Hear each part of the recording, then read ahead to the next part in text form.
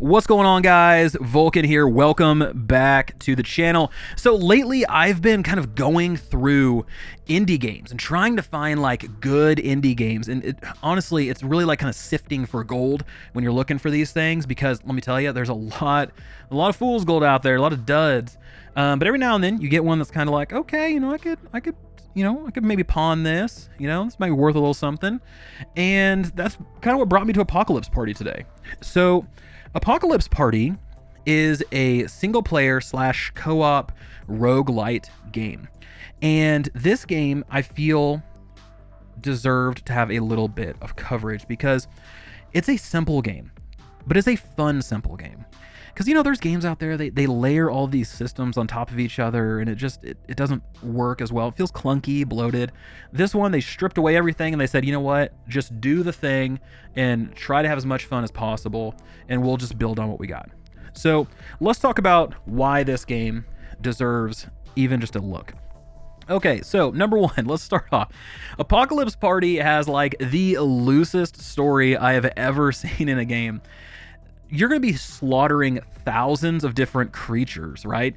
Enemies, zombies, monsters, whatever. They needed the most basic wrapper around this thing to sort of justify why you're doing what you're doing.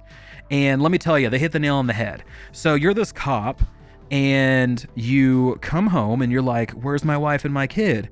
And you're yelling, and then, dang it, my wife turned into a zombie, because apparently those are things, and then ate my child. Very sad.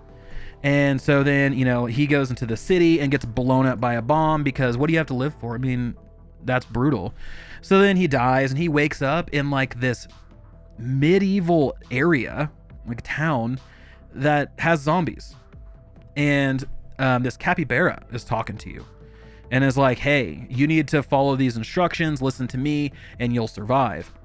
So that's when you actually get to start like controlling and playing and stuff. And the whole purpose here is the same purpose that you go through in every other mission. You kill enough enemies to level up, and as you're leveling up, you're unlocking perks, which you can kind of create some pretty cool synergy. We'll talk about that in a little bit. But as you're leveling up, you then hit milestones, which allows you to take on boss challenges that are found at altars throughout the map. Now, remember, this is like a medieval map that we're in right now. We find some altars, we kill the boss. When you kill the boss, you get a chance to unlock a skill. You get 2 skills to choose from. You pick the skill you want, you go to the next altar, you kill that altar, kill the boss there, get another skill to choose from. You only have 1, so you kind of swap them out, and you do this again for a 3rd altar. And then once you do that, a portal to hell opens, and then you descend into hell and you fight Satan. And I'm just like, what is happening? And then you don't beat Satan, you die, and you get sent back to heaven.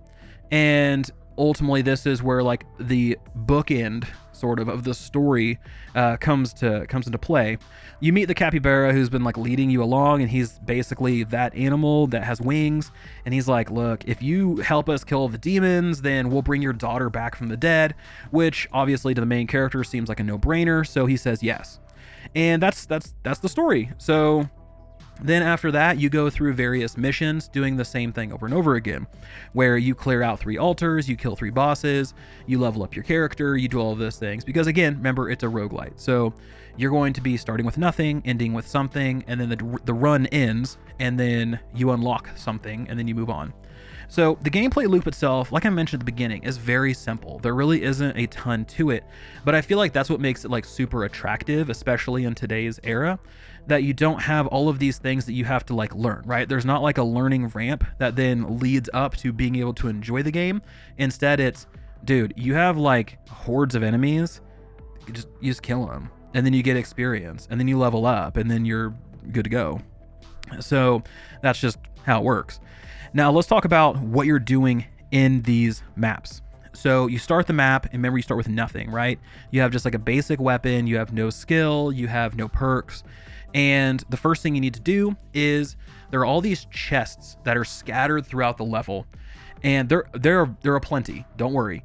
And as you're going through, you can open these chests and they're going to drop out weapons. And these weapons can be melee weapons, they can be ranged weapons, they can be like a walker, like an elderly walker that you can smack stuff with. The game does not take itself seriously. I mean, obviously, you heard the story. The game doesn't take itself seriously. So you're going to find some pretty interesting and unique weapons that you can use out there. But these weapons do range from common to legendary. And obviously, the higher rarity you climb, the more powerful they are, and the more they will do. So you have like different effects and stuff that'll be attached to those weapons. But weapons is only part of the power fantasy that comes with Apocalypse Party. Next, whenever you level up, you're going to have to select a perk. You get a choice of 3 perks, and you have an option to re-roll these perks. You can only re-roll a certain amount of times per run, but these perks range from common to legendary, and they come with tags. Now, these tags just show you like what element or what type of thing this is going to be. So if you want to create a build, you need to find tags that'll synergize with each other. So do you want to have a whole bunch of summons and then add fire to all of your summons to then abuse any sort of fire weakness that an enemy has? Really, you don't want to become a jack of all trades. You want to focus on an area and then just hammer the hell out of it. So that's sort of what you're looking at. So that's part 2 of the power fantasy. Part 3 of the power fantasy, like I mentioned earlier, are skills. These skills are cooldown based skills, and they're incredibly powerful. And they range from creating a blizzard and freezing everything, having like laser beams, being able to throw lightning javelins, being able to create a fire dome, being able to protect yourself, being able to supersize your summons. So all of these things are kind of available to you. Now you can only hold one at a time, but you can swap them out whenever you defeat an altar. So that is something to keep in mind. Now, that's the 3 pieces of the power fantasy. And I will say it's fun. It is a fun game that I had much more enjoyment out of it than I thought I would, to be honest with you guys. But it was a good time. So I had a really good time going through, finding a weapon, upgrading it, trying to figure out how that can like fit in with all of my different perks and fit in with my skill and the type of play style that I had. It was cool. So those are the 3 parts of the power fantasy. I had a really good time with that. Now, outside of that, you have one more kind of passive part of this whole thing. But there's 35 different heroes in this game, and each hero has a different passive and perk that they start off with. For instance, you have the Hunter, who specializes in summons and kind of propping up summon-like traits, perks, abilities, all of those type of things. You have the Gladiator, which is all about, increasing your health and doing melee damage and getting up close and personal. You have like one's called Sheriff, which is literally Rick from Walking Dead, but they unlock over time. So that's another thing that's really nice, is as you play through the game, you're going to essentially earn experience, level up, beat a mission, and then as you beat missions, you're going to unlock new heroes, you're going to unlock new skills and perks that you'll see out in the world. So while when you first start, things might look a little limited, as you continue to clear those missions, you're going to have a bigger and bigger pool of things to choose from. So it's a very rewarding loop, I will say. Like each time I finished a mission, I unlocked something. And then that's something I was looking for out in my missions. Like, oh man, I wonder if I can get this perk or this, skill or whatever. That's what I'm looking for. I always tried like a new hero because that was really cool to kind of build upon. So the game itself, let's talk about pros and cons really quick, and we can wrap this one up because this is getting a little long. So 1, the game runs well, and I had no optimization issues. 2, it looked pretty basic visually, which, again, they're kind of focusing on the fun, not necessarily the visuals. So if you're into like super high, like graphically impressive games, you're gonna be disappointed. 2, the skills and builds you can come up with are really cool. The game doesn't take itself seriously, which I love, because you have perks like Digital Evolution, aka Digivolve. You have Daryl's crossbow, Walking Dead. Again, one of the heroes is basically Rick.